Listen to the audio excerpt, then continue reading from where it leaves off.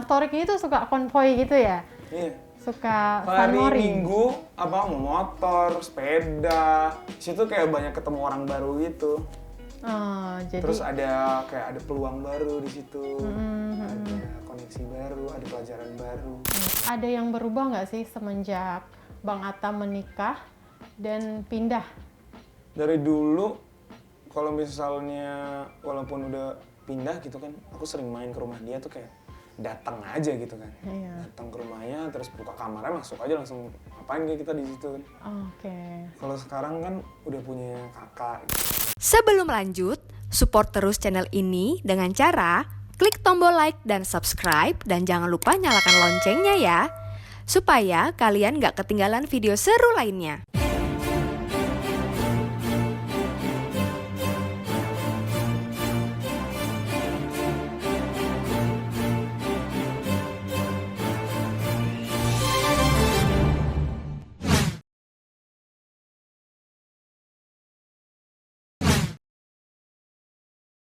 Nah, Mas Torik ini balik lagi nih. Jadi Mas Torik ini kan lahir di Brunei ya? Iya, Itu orang tua pas lagi kerja dulu atau gimana? lagi kerja dulu pas orang tua muda gitu ya. Bisnisnya itu sukanya tuh berpindah-pindah negara gitu kan. Oke. Jadi kayak apa yang bisa dijual dari Indonesia dikirim ke luar negeri. Karena kan produk-produk Indonesia banyak orang luar yang nggak tahu gitu. Jadi dia edukasi di sana, terus kayak orang-orang pada suka gitu kan. Banyak banget yang dari sini yang keren-keren kan. Dibawa ke sana, jadi kasihkan bisnis. Terus kan mereka selalu berdua tuh karena partner kan. Oke. Jadi kadang anak-anaknya lahir di tempat negara-negara yang berbeda. Oh gitu. Iya. Aku hampir lahir di pesawat waktu itu. Astaga. Berarti emang pekerja keras. Tapi kalau aku lahir di pesawat, Jadinya? seumur hidup aku terbang gratis loh sebenarnya. Oh gitu, emang iya? Tapi sayang sekali aku lahirnya di rumah sakit. Bercanda. Udah serius loh ini. Tapi emang bener, kalau misalnya lahir di pesawat. pesawat, itu seumur hidup terbang gratis. Oke.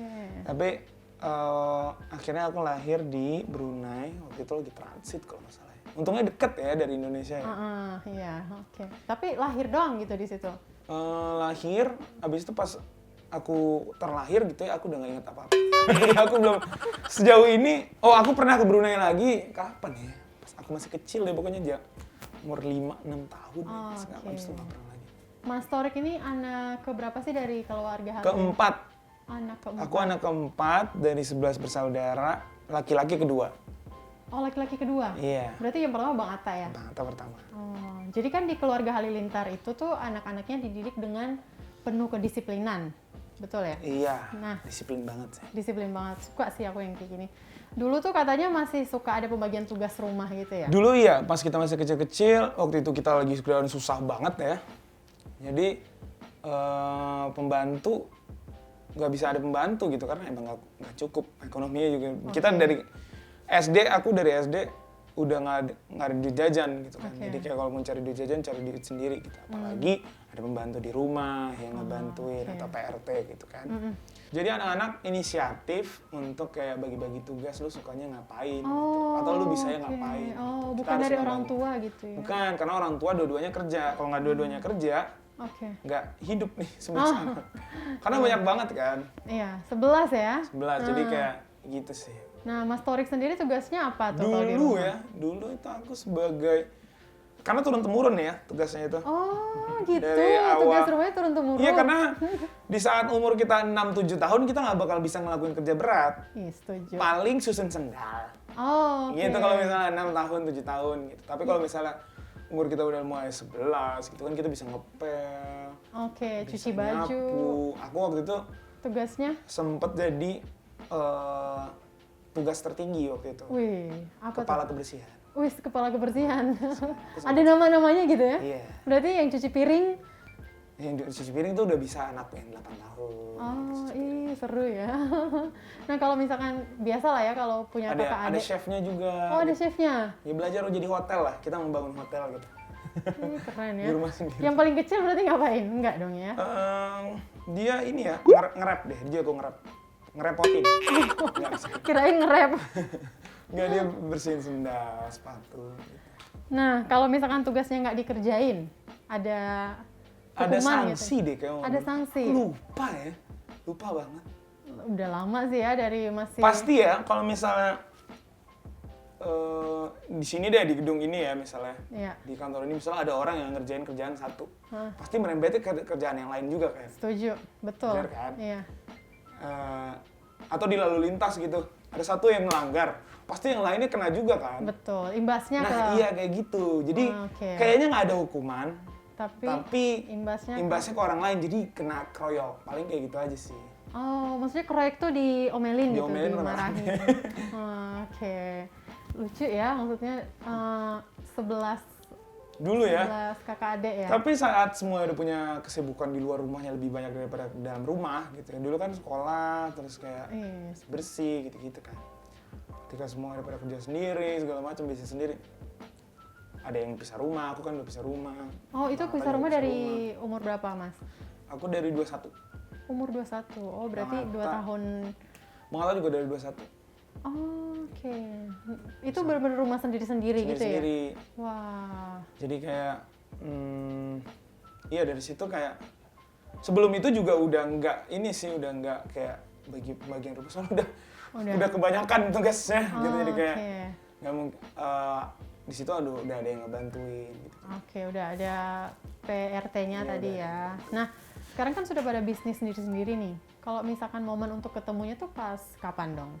Biasanya tuh setiap Sabtu ya, itu ada kayak keharusan gitu. Setiap Sabtu malam gitu jam 9, Oke. 9-an.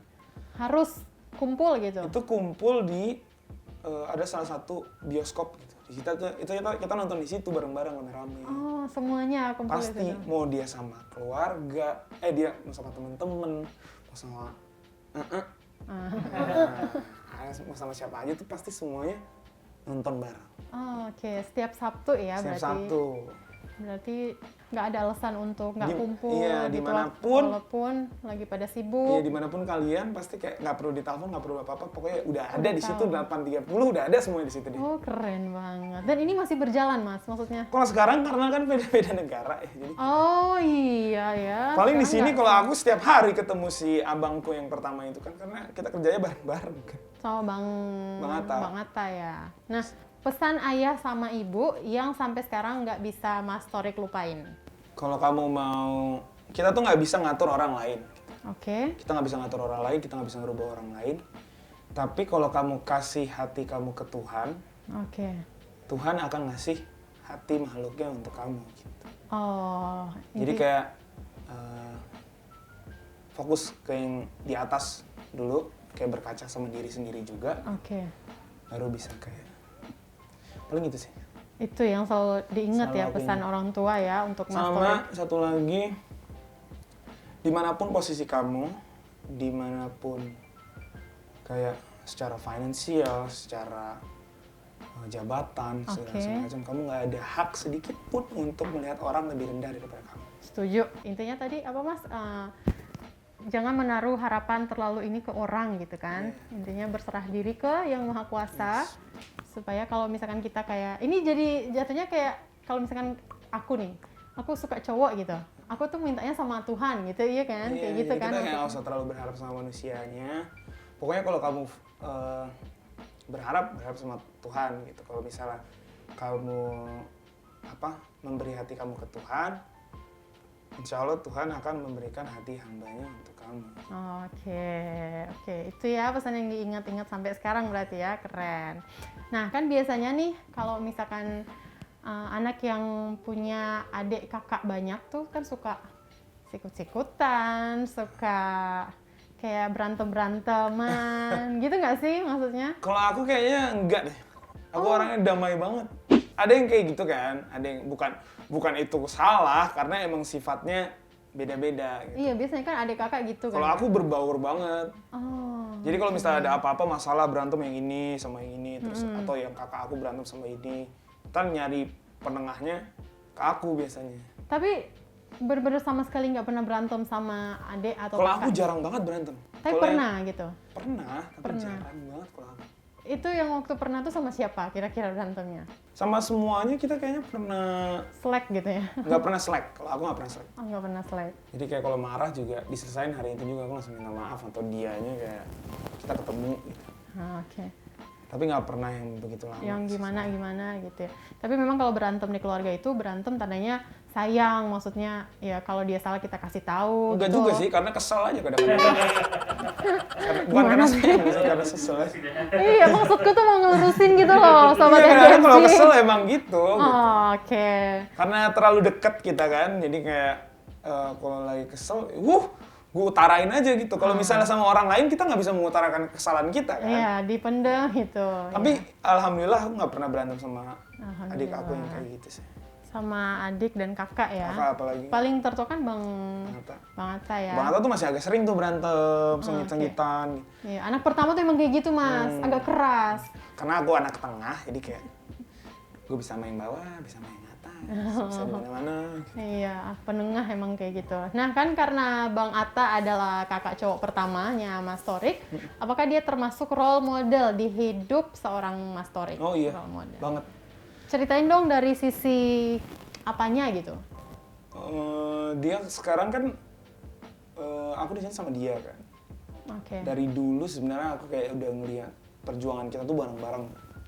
Dari dulu susah banget, dari enak hidupnya, terus jadi susah banget. Terus bangkit lagi pelan-pelan gitu. Aku ngeliat kayak gimana dia sebagai abang gitu ya, oke. menangani semua hal atau menghadapi semua hal gitu ya. Di situ aku banyak belajar gitu sampai sekarang ya. Sekarang kan dia selalu, maksudnya di apapun bisnis dia kan pasti aku selalu ada di dalamnya gitu. Oh, oke. Jadi dia banyak ngajarin aku banyak hal gitu, cara berhadapan sama orang, cara leadership. Terus dia orang detail banget dan suka banget ngajarin orang ya. Apalagi orangnya haus gitu, dia akan ngasih tahu caranya detail gitu. Oke. Kalau misalnya aku lagi kayak down atau kayak susah banget gitu, bingung mau ngapain lagi gitu, dia pasti selalu ada di situ kayak dengan solusinya. Oke, berarti dia ngajarnya secara langsung gitu ya? Jadi apalagi sekarang kan keluarga aku semua di luar negeri kan. Jadi satu-satunya orang yang di Indonesia tuh dia. Dia kayak, Oke. walaupun keluarga aku di luar negeri, ada spot yang kehilangan itu, dia ngisi spot itu. Jadi kayak Jadi nggak pernah ngerasa jauh dari keluarga gitu ya? jadi Karena kayak pokoknya ada dia aja deh. Ada dia. ya, luar biasa ya. Seberapa deket sih sama Bang Atta? Oh deket banget. Mas Torik? Deket banget. Deket banget ya. Ada yang berubah nggak sih semenjak Bang Atta menikah dan pindah? Enggak, pindah mah udah lama. Pindah udah lama. Sebelum menikah ya? Dari sebelum menikah udah lama. Tapi kan dari dulu kalau misalnya walaupun udah pindah gitu kan, aku sering main ke rumah dia tuh kayak datang aja gitu kan. Iya. Datang ke rumahnya terus buka kamarnya, masuk aja langsung ngapain kita di situ kan. Oke. Kalau sekarang kan udah punya kakak gitu kan. Iya. Kakak kan jadi kakak juga tuh. Jadi walaupun aku nggak ada keluarga di sini gitu, kakak tuh jadi kayak apa ya? Perhatian banget. Oke. Caring banget, hangat banget. Walaupun kakak orangnya terbuka banget ya gitu, main kapan aja bisa gitu atau ngapain aja gitu boleh. Tapi aku agak ada nggak enakan. Iya. Soalnya dia punya istri, jadi kayak Oke. aku harus kayak kalau misalnya mau main atau mau jalan sama abang gitu kayak, walaupun mau kerja gitu sama barang ya, aku pasti bilang kakak dulu atau Izin gitu kakak. ya. Sekarang kan aku kalau keluar kemana-mana tuh nggak izin sama orang tua karena jauh kan. Izinnya sama mereka berdua. Sama.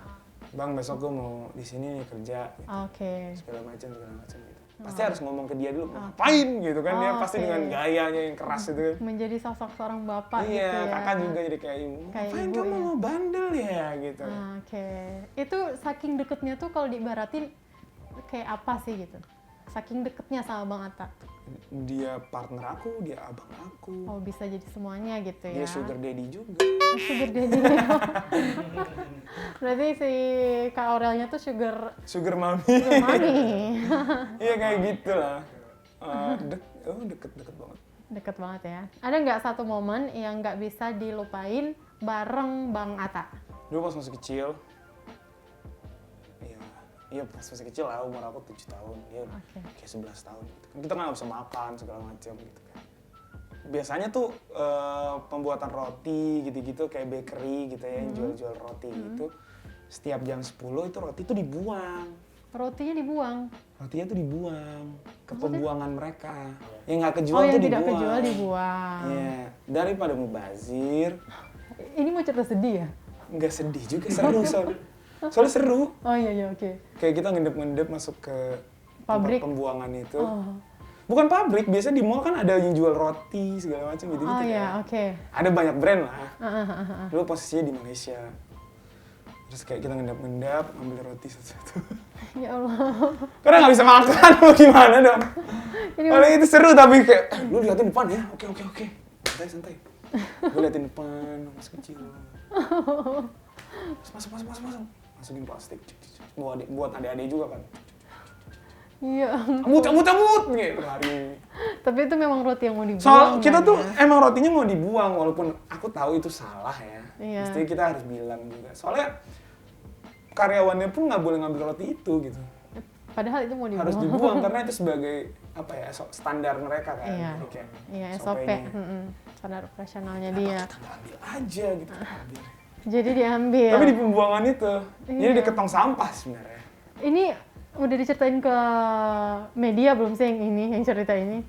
Belum ya? Nah, ini adalah cerita pertama kali Mas Torik cerita. Tapi hanya banyak di lah cerita seru-seru kita dulu. Oh, seru-seru banget. NTMC Podcast tuh berarti memang luar biasa ya. Iya. Saking banyaknya gitu ya, maksudnya kan setiap hari ketemu gitu, hidup bareng gitu. Jadi kayak udah nggak keingetan apalagi gitu seru-seruannya yang lain gitu ya. Ini udah gak keingetan sih. Tapi itu seru sih. Tadi aku baru pikirin di mobil, wah itu seru banget ya. Kalau misalkan konten nih, itu kiblatnya Bang Atta juga ya? Oh enggak juga sih. Oh, beda berarti. Beda. Nah, sekarang tuh Mas Torik ini lagi suka bikin konten apa sih? Sekarang, tadinya tuh aku udah kayak nggak aktif gitu kan. Oh, Aktif sempat gitu. nggak aktif. Iya nggak aktif. Terus kayak bikin lagi. Sekarang aku lagi bikin acara-acara gitu. Ada mau acara kuliner, ada acara talk show, ada yang aktivitas adventure gitu. Oh, Dibikin channel. Oke. Lagi nyoba-nyoba lagi deh. Sekarang karena banyak yang ngedukung segala macam. Oh, kayaknya gue harus bikin lagi. Iya, bangkit Kayaknya harus lagi bikin gitu deh. ya. Untuk di sosial media jadi aku aktif lagi di TikTok, di Instagram aku aktif lagi, di YouTube aku aktif lagi jadi gitu. Iya, benar. Seru Sayang sih. sih kalau nggak. Sayang kan? Terus betul. banyak aku tuh ngerasa kayak di posisi aku yang saat ini tuh gampang banget menghibur orang gitu loh. Iya, benar. Kan ibadah jatuhnya. Iya, jadi nggak kayak sih? aduh kenapa gue menghibur orang terus aja setiap hari ya. Iya, Gitu setuju. sih. Ayo Mas, ayo bangkit lagi Iya, untuk betul. menghibur Jadi orang-orang saya kayak dari masyarakat Indonesia. Dari kemarin aku bikin lagi, semua orang suka gitu, Iya, semua orang suka jadi trending terus tiap video gitu Iya. kayak oke bikin lagi. Jadi tertantang gitu Iya, ya tertantang. untuk setiap hari bikin lagi gitu. Nah, hobinya Mas Torik ini apa sih? Nggak. Hobinya bola sih. Oh, itu nggak ada niat untuk bikin konten gitu hobinya? Udah. Oh, udah. Oh. Tapi di channel lain. Oh, gitu. Nah, Mas Torik ini tuh suka konvoy gitu ya? Iya. Suka Hari sunmori? Minggu mau motor, sepeda, terus mobil. Gitu kan. Di situ kayak banyak ketemu orang baru gitu. Oh, jadi Terus ada peluang baru di situ, ada koneksi baru, ada pelajaran baru. iya. Pokoknya lagi di umur aku yang segini aku pengen banyak banget belajar ketemu orang gitu. Karena menurut aku ya lebih berharga. Buku tuh berharga banget ya. Di situ banyak banget ilmu. Betul. Tapi buku berjalan tuh lebih berharga Lebih lagi. berharga lagi. Jadi kayak banyak banget ketemu orang tuh melihatnya kayak buku berjalan gitu kayak Iya. dengerin ceritanya, cara dia menghadapi masalah segala macam. Jadi banyak kenalan, banyak teman, banyak belajar gitu, banyak ilmu Dari yang situ kita biasanya dapat. kebuka lagi tuh. Iya. Kebuka lagi. Setiap ada silaturahmi pasti ada jalan yang terbuka. Iya, oke. Berarti seneng konvoy ya, seneng Seneng. Iya. sunmori gitu. Nih, aku mau kasih tips nih buat Mas Torik dan sahabat-sahabat NTMC yang senang konvoy gitu. Ini aku mau kasih tips agar konvoy tidak mengganggu aktivitas pengendara lain. Jadi ada triknya nih, Mas Torik. Jadi yang pertama, peserta konvoy disarankan hanya 5-7 mobil agar rombongan tidak terlalu panjang dan mengganggu pengguna jalan yang lain. Jika lebih dari 7 mobil, disarankan untuk beri grup gitu. Ya, dibikin model grup. Nah, terus yang kedua, tidak perlu menyalakan lampu hazard karena akan membuat pengguna jalan yang lain tuh bingung. Soalnya kan lampu hazard dinyalakan apabila ada keadaan darurat saja. Kan suka tuh kalau konvoy yang pakai lampu hazard gitu. Nggak pernah ya, tapi aku pernah lihat di jalan kayak gitu. Nah, itu tidak perlu. Yang ketiga, wajib menjaga kecepatan dan jarak aman untuk batas 1 paling rendah 60 km per jam dalam kondisi arus bebas. Sedangkan paling tinggi 100 km per jam untuk jalan bebas hambatan. Yang kedua, paling tinggi 30 km per jam untuk kawasan pemukiman. Yang ketiga, paling tinggi 50 km per jam untuk kawasan perkotaan. Dan yang keempat, paling tinggi 80 km per jam untuk jalan antar kota. Kayak gitu. Sedangkan jarak aman antara mobil saat konvoy pada kecepatan 60 km per jam sekurang-kurangnya adalah 60 meter. Sedangkan pada kecepatan 100 km per jam adalah 120 meter. Nah, hal lain ini bertujuan untuk tidak terjadi tabrakan beruntun saat berkonvoy. Kayak gitu triknya. Setauku kalau konvoy itu dia harus kayak model, jadi nggak boleh yang benar-benar, jadi kayak apa namanya, zigzag ya modelnya. Oh iya, zigzag gini, gitu. satu. Iya, satu-satu. Kayak gitu tuh mencegah terjadinya beruntun. Dan nggak ada blocking jalan juga kan jadi. Iya, betul sekali. Tapi enaknya hari Minggu tuh kosong jalanan, kosong. Iya, di peak aja. Buat santai aja. Enak ya, jalan-jalan. Nah, ada lagi nih Mas, yang keempat nih, tetap menghormati pengguna jalan lainnya. Kita harus tahu ketika ada pengguna jalan yang harus diprioritaskan. Misalkan kayak ambulans, pemadam kebakaran yang lagi bertugas, terus kendaraan yang akan membawa orang kecelakaan gitu. Terus tamu negara, terus pejabat-pejabat negara, kayak gitu. Itu harus diprioritaskan. Mas Torik ini kan suka nyetir mobil ya. Itu paling jauh nyetir kemana? Kalau terpaksa harus pinjam uang, pinjamnya ke Bang Atta atau pinjol? Ke Bang Atta. Bang Atta kayaknya nggak bakal minjemin uang. Dikasih gitu ya? Nggak dikasih juga. Hah? Nggak ketemu Fuji seminggu atau nggak ketemu Bang Atta 3 hari?